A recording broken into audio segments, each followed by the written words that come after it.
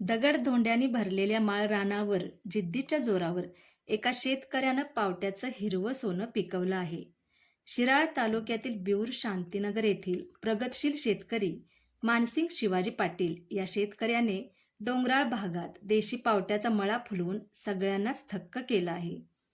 आज जेव्हा हवामानात बदल, शेतीचा वाढता खर्च शेतकऱ्यांना हतबल करत आहे, अशा वेळेत मानसिंग पाटील व त्यांच्या पत्नी अनिता पाटील या दाम्पत्याने वडिलोपार्जित देशी बियाणांवर विश्वास ठेवून आपल्या रानामध्ये 30 गुंठे क्षेत्रात पावट्याची शेती केली आहे.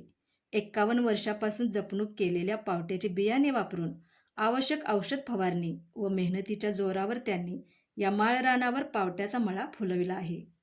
डिसेंबरच्या पहिल्या आठवड्यापासूनच या पावट्याची खोडणी सुरू होते.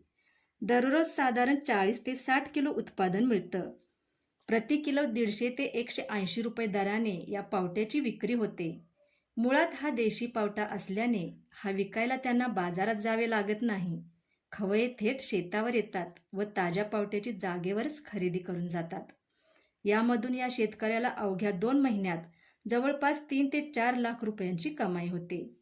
ही गोष्ट सांगते परंपरा, मेहनत आणि योग्य नियोजन यांची जर सांगड घातली तर माळ रानातही सोनं पिकू शकतं.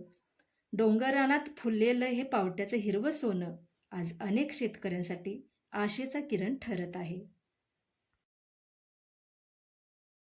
ह्या पावट्यासाठी भरपूर व्याप करतो. त्या पावट्यापासून आम्हाला भरपूर नफाही मिळतो.